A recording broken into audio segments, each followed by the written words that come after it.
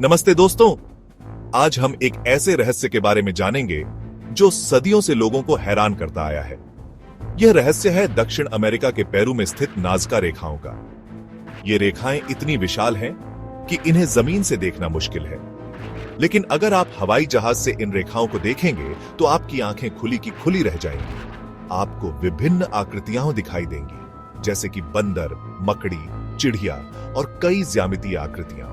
ये रेखाएं प्राचीन नाज़का सभ्यता के लोगों ने बनाई थी, लेकिन सवाल यह है कि उन्होंने ये रेखाएं क्यों बनाई और कैसे? यह आज तक एक रहस्य बना हुआ है। आइए इस रहस्य के बारे में और जानते हैं। नाज़का रेखाएं पेरू के दक्षिणी भाग में एक रेगिस्तानी पठार पर स्थित है। यह इलाका बहुत ही सूखा है और यहाँ बहुत कम बारिश होती है। इन रेखाओं को बनाने के लिए नाज़का लोगों ने एक खास तरीका अपनाया था। उन्होंने जमीन पर मौजूद गहरे रंग के पत्थरों को हटाकर सफेद रेत को दिखने दिया।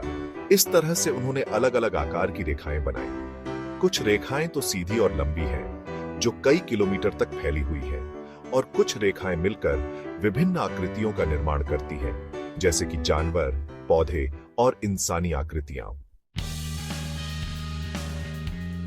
नाज़का रेखाओं को देखकर यह अंदाजा लगाना मुश्किल नहीं है कि इन्हें बनाने में कितनी मेहनत और कलाकारी लगी होगी। नाज़का लोगों के पास न तो कोई आधुनिक उपकरण थे और न ही वे ऊपर से देख सकते थे। ऐसे में उन्होंने इतनी सटीक और विशाल आकृतियां कैसे बनाई, यह आज तक एक रहस्य है।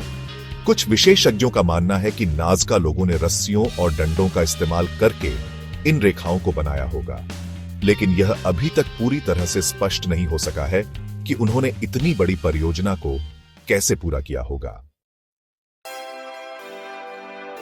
नाज़का रेखाओं का सबसे बड़ा रहस्य यह है कि इन्हें जमीन से देखना लगभग असंभव है। ये रेखाएं केवल हवा से ही स्पष्ट रूप से दिखाई देती हैं। तो क्या नाज़का लोगों के पास उड़ने की तकनीक थी? यह असंभव लगता है। फिर उन्होंने ऐसी आकृतियां क्यों बनाई जिन्हें वे खुद ही ठीक से नहीं देख सकते थे? यह सवाल आज भी इतिहासकारों और पुरातत्वविदों को उलझाता है।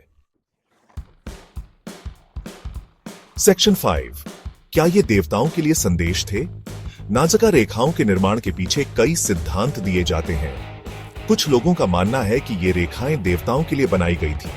उनका मानना है कि नाज़का लोग आकाश को देवताओं का घर मानते थे और इन रेखाओं के जरिए वे देवताओं से बारिश, अच्छी फसल और सुरक्षा की प्रार्थना करते थे। यह भी माना जाता है कि कुछ आकृतियां नक्षत्रों का प्रतिनिधित्व करती हैं और उनका संबंध खगोलीय घटनाओं से हो सकता है।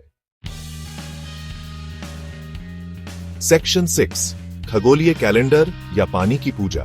एक अन्य सिद्धांत यह है कि नाज़का रेखाएं एक विशाल खगोलीय कैलेंडर का हिस्सा थीं। कुछ शोधकर्ताओं का मानना है कि इन रेखाओं की स्थिति सूर्य, चांद और तारों की गतिविधियों से जुड़ी हुई है।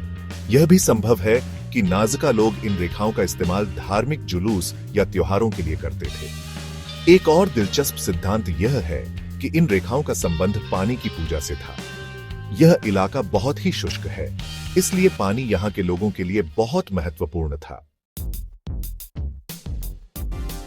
सेक्शन 7, इतिहास और विज्ञान की नजर में नाज़का। इतिहासकार और वैज्ञानिक नाज़का रेखाओं के रहस्यों को सुलझाने की कोशिश कर रहे हैं। वे इन रेखाओं का अध्ययन कर रहे हैं, तस्वीरें ले रहे हैं और खुदाई कर रहे हैं ताकि उन्हें नाज़का सभ्यता के बारे में और जानकारी मिल सके। कार्बन डेटिंग से पता चला है कि ये रेखाएं 200 ईसा पूर्व से लेकर 700 ईस्वी के बीच बनाई गई थीं। हालांकि इन रेखाओं का असली उद्देश्य अभी भी एक रहस्य बना हुआ है। सेक्शन 8, नाज़का रेखाओं का संरक्षण। नाज़का रेखाएं दुनिया के सबसे महत्वपूर्ण पुरातात्विक स्थलों में से एक हैं। समय के साथ साथ प्रदूषण, प्राकृतिक आपदाएं और मानवीय गतिविधियों के कारण इन रेखाओं को नुकसान पहुंच रहा है।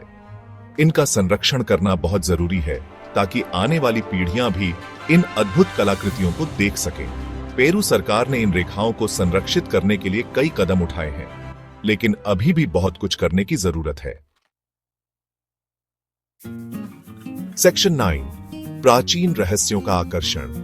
नाज़का रेखाएं हमें याद दिलाती हैं कि हमारी पृथ्वी पर अभी भी ऐसे कई रहस्य छिपे हुए हैं जिन्हें सुलझाया जाना बाकी है। ये रेखाएं प्राचीन मानव सभ्यता की रचनात्मकता और कौशल का प्रतीक हैं।